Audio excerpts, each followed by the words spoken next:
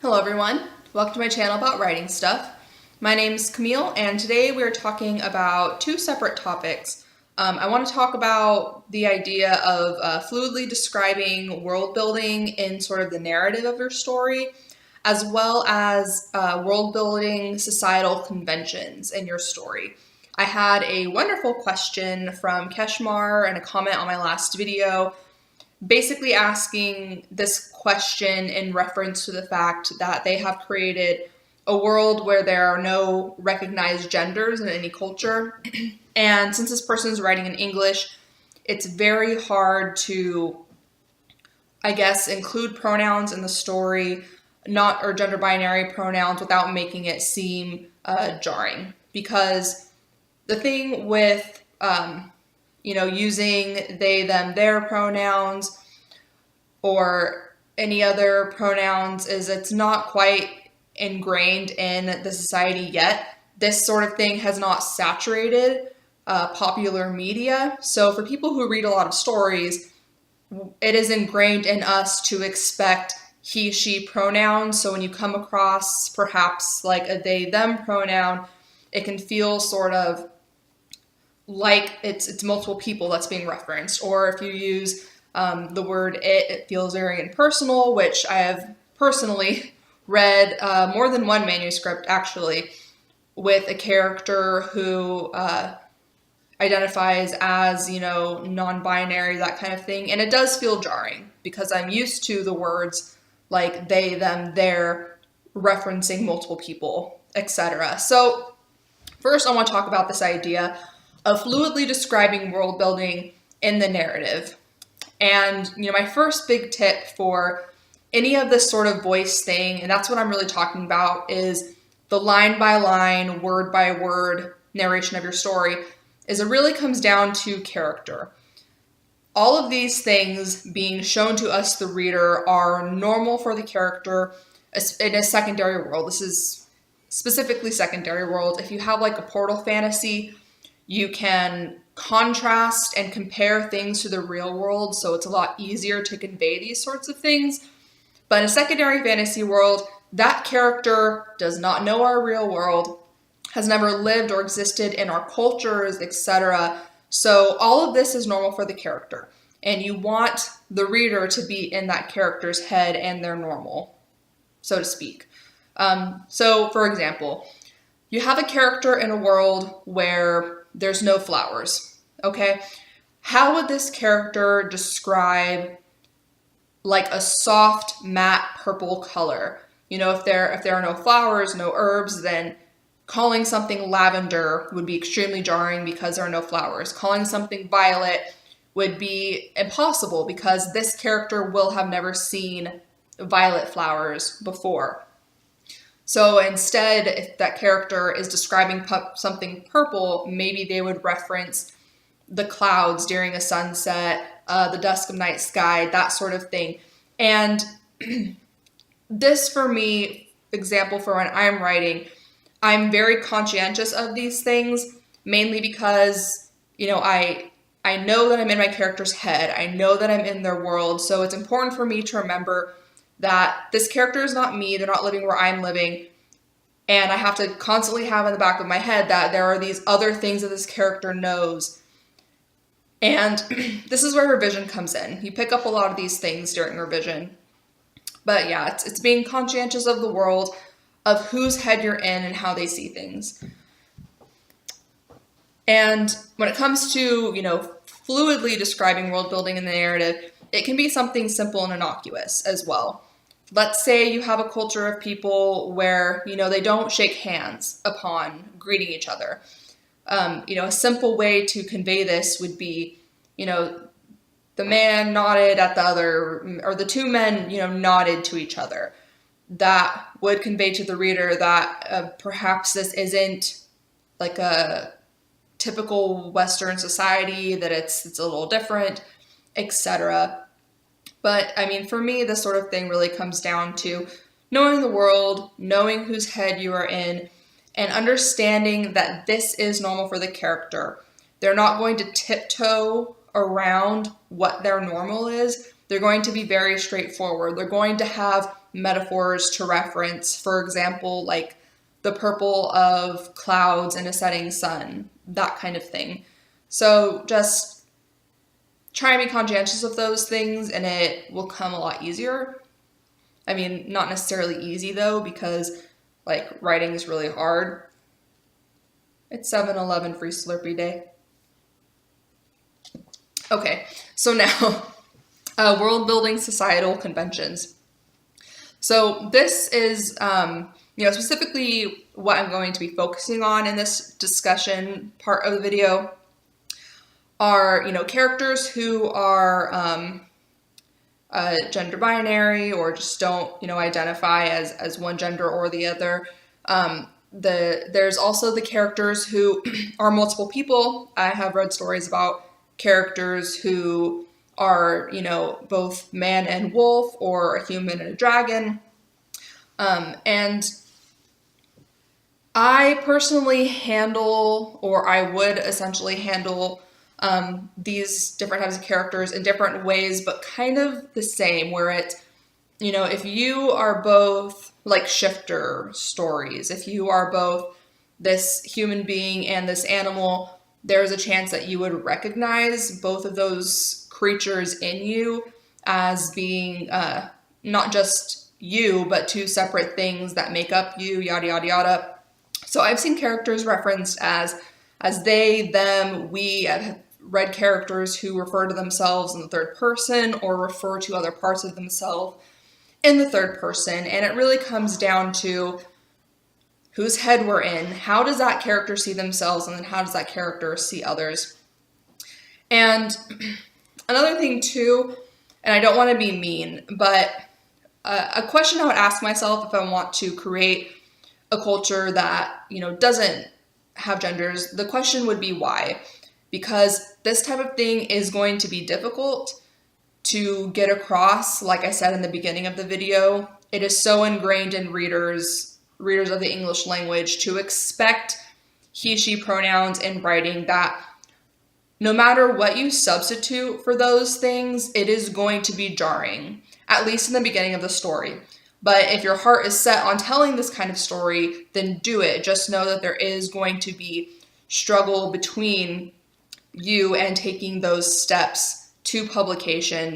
There's going to be some conflict probably between you and your agent, you and your publisher, just to make things as seamless as possible. But, ask yourself why. Why have you created the culture this way?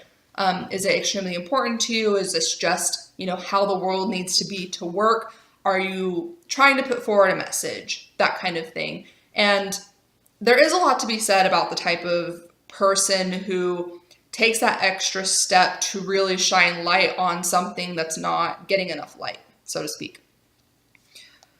And, if you decide that, yes, I want to keep going forward with this, the next question you want to ask yourself is, what is the actual societal separation? In our society, we have, the man-woman kind of separation that's sort of going away now. The lines are kind of blended, but, way back when it was hunter-gatherers, and there's always been a societal role specific to each gender. And I'm talking about, in general, it's not so much that way now, and there are people who argue with that sort of thing, but, women bear children, and back when they're expected to be in the home, and the men work and do like the brute force things because they are genetically larger, stronger, that sort of thing. But there are more than just gender separating people in society. There is culture, religion, race, economic class, social class, those sorts of things. So one place you can begin is, where are these societal separations? What makes people different from another? What makes people higher on the ladder as opposed to other people, etc. And if you don't know what the societal separations are in your society, you need to find out what they are. Because if there is nothing in the society making people different, then essentially you have created some form of utopia, and there would be conflict other places, there would be strife other places. And to understand that not everyone in a society is equal across all of these spectrums. There are going to be people who have more money, people who have less money, people who have better health, people who aren't so healthy, those sorts of things. So a good place to start is there. What are the things separating people in society?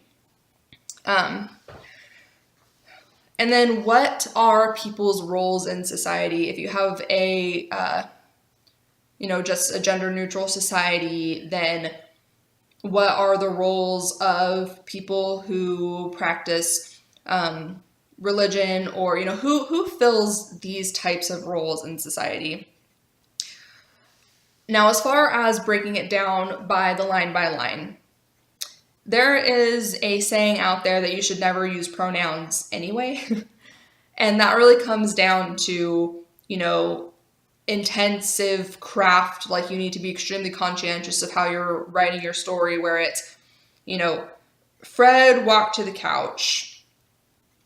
The room was a mess. Too many magazines, clutter, yada, yada, yada. And it's basically filling in enough space to where you can use that character's name again without it feeling repetitive and weird. And it's extremely hard. I do not agree with the never use pronouns saying, just because that's how I write personally. So, but that is an option, just to not use pronouns. Another thing too is, like I said in the beginning, this stuff is normal to the character. So you can show what it isn't like by showing what it actually is like. So one tip, and if I was writing a gender neutral society, this is probably where I would go with it. But it's, the non-gendered pronouns. There are invented pronouns. A lot of them have been around for at least 15 to 20 years. Not so widely used yet, but I anticipate that happening, just because the they, them, their pronoun option is very encompassing.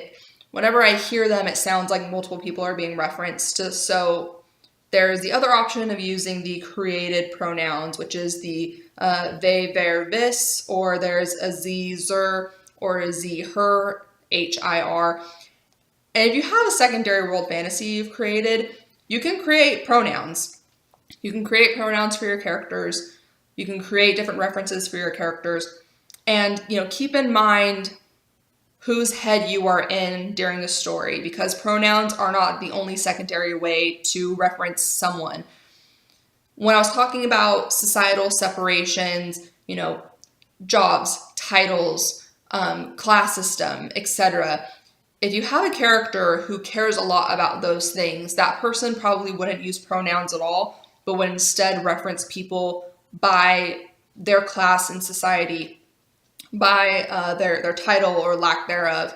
Or if it's a person who deserves respect, it would be like a king or something would not be referenced with pronouns. The king would just references the king, or a religious figure could be referenced by their title, etc. And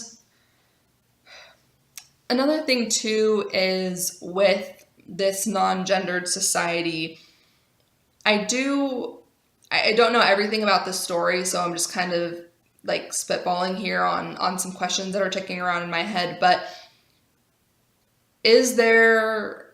are there feminine and masculine stereotypes? Are there roles particular to a certain type of people that would, I guess, mirror women and men in our society? These are things that would need to be thought about and understood, I think, before really going into the story, just so that we don't get it wrong. You have a society that's non-gendered, so writing from a society where gender is a thing, and especially nowadays where it's such a hot topic, the last thing you want to do is create this story with these cultures where, gender isn't something people would be arguing about, and handle it in a way that's such a mirror to our world when it's not our world. It is its own world. These characters would not be focusing on the fact that there is no gender because that's the way the world has always been. That's the way the characters know it and see it and understand it. So just little tidbits, it did something in my head. But yeah, that's pretty much all I got. I had something else, but I totally lost my train of thought. So what it really comes down to is knowing your world, knowing your characters, understanding why you are doing things this way, and being in a place where, you understand that you can create your own pronouns, you can create these sorts of things. And another thing too, this is very common in old fantasy, but fuck it, let's bring it back.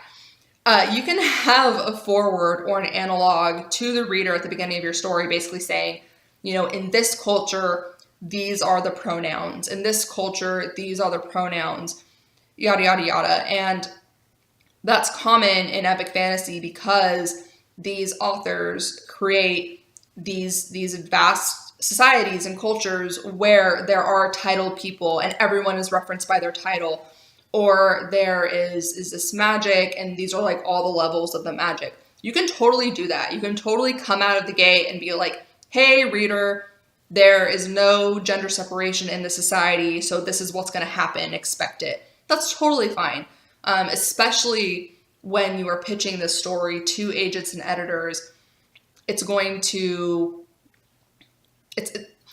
so that the reader going into the story knows what they're getting into and they won't be confused. They can focus on what's actually happening in your first pages instead of being jarred out of the story. So that's what I got. Resource today, Manuscript Academy podcast, although Manuscript Wishlist is like amazing, but the Manuscript Academy podcast on iTunes and SoundCloud. I've been listening through their backlog, and it is just really great stuff surrounding the market and what it's like inside of an agent's head.